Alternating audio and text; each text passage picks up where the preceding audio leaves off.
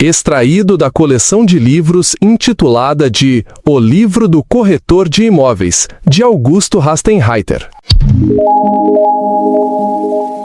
Olá, sejam bem-vindos a este novo episódio do podcast Rota do Corretor de Sucesso. Olá, hoje a nossa conversa vai fundo num documento-chave aqui no Brasil, a escritura pública. A gente se baseou em alguns guias, textos da área jurídica. E a ideia é desmistificar um pouco esse instrumento, sabe? Entender o papel dele, que é fundamental, né? Principalmente na compra de imóveis ou até em decisões de família. E, claro, explicar o pulo do gato, qual a diferença real entre ter a escritura e ter o registro do imóvel. Exato. Então vamos lá. O que faz a escritura pública ser mais do que, sei lá, um contrato caprichado? Parece que o segredo está na tal fé pública. O que é isso exatamente? Isso mesmo. A fé pública, ela é tipo uma garantia que a lei dá, sabe? Presume-se que tudo que está ali escrito é verdade e está conforme a lei. É uma segurança que um contrato particular ou um acordo só entre as partes não tem. Ah, entendi. E o tabelião de notas, ele não é só um redator. O papel dele é bem ativo. Ele identifica todo mundo, vê se tem capacidade jurídica para fazer aquele ato, garante que a vontade ali é livre, sem pressão, sabe? Claro. E o mais importante, ele faz a qualificação jurídica, ou seja, ele pega o que as partes querem e coloca na forma que a lei exige.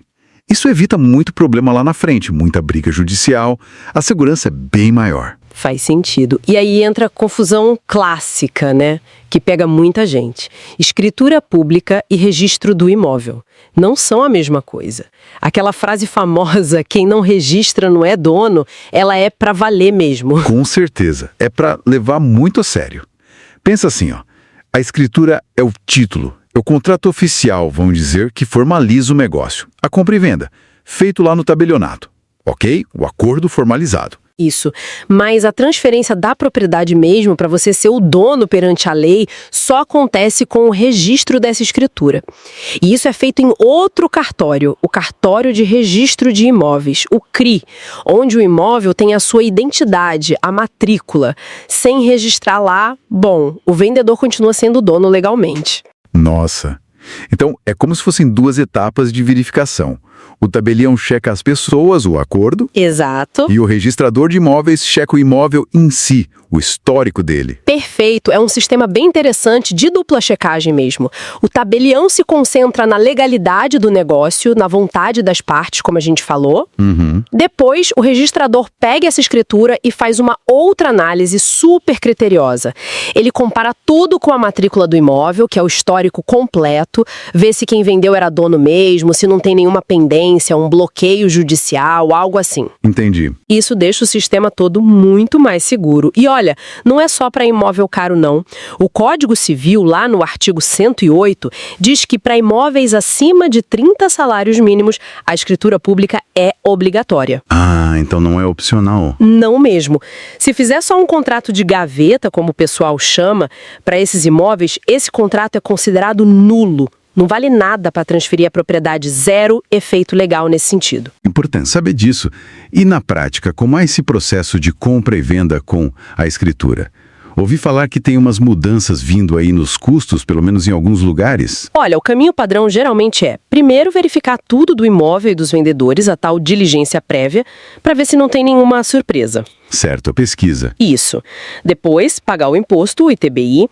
Aí sim vai no tabelionato de notas fazer a escritura e o último passo que não pode faltar de jeito nenhum, levar essa escritura para o cartório de registro de imóveis registrar. Ok. Sobre os custos é bom ficar de olho. No Distrito Federal, por exemplo, estão prevendo para 2025 uma mudança no ITBI. A alíquota pode cair para 1% na primeira venda de imóvel novo pela construtora e 2% nos outros casos. E a base de cálculo seria o valor real do negócio. Isso pode mexer bastante com o mercado lá. Interessante essa questão do ITBI no DF. Mas voltando ao registro, e se a pessoa faz a escritura, tudo certinho, paga o imposto, mas, sei lá, enrola para registrar, deixa para depois? Quais são os riscos reais disso? Parece que pode dar um problemão, né? Nossa, os riscos são gigantescos.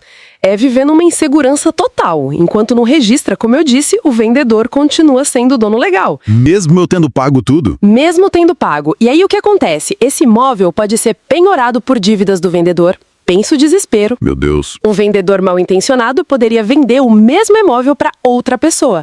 E sabe quem vai ser considerado dono? Quem registrar primeiro. Não acredito. Pois é. E tem mais.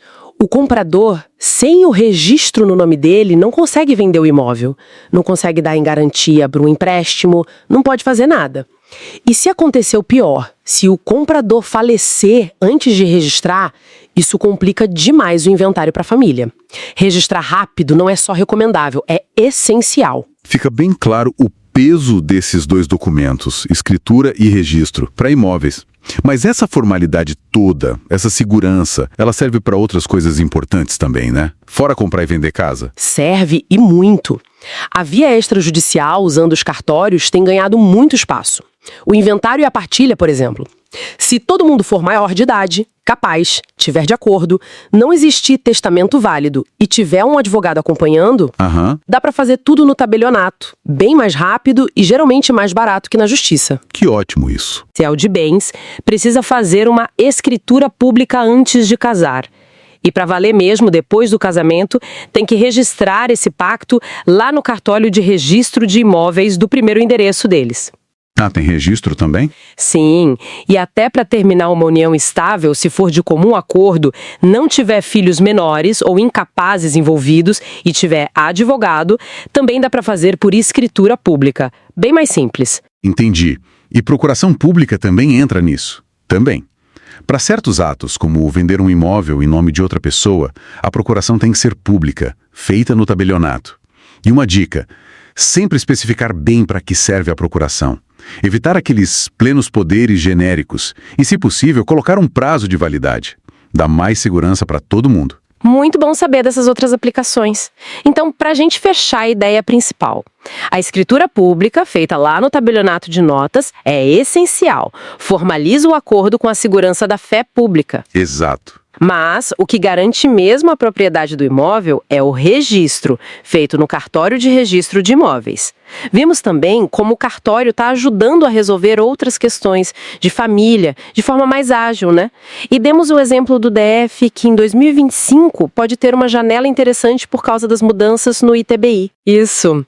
E fica aqui uma reflexão para a gente pensar, né? Considerando essa segurança toda que vem da fé pública, do tabelião e dessa dupla checagem do registrador, será que outras áreas da nossa vida, outros tipos de acordo não poderiam se beneficiar de um sistema parecido, um modelo mais formalizado, com etapas claras de validação, para dar mais segurança e evitar conflitos futuros?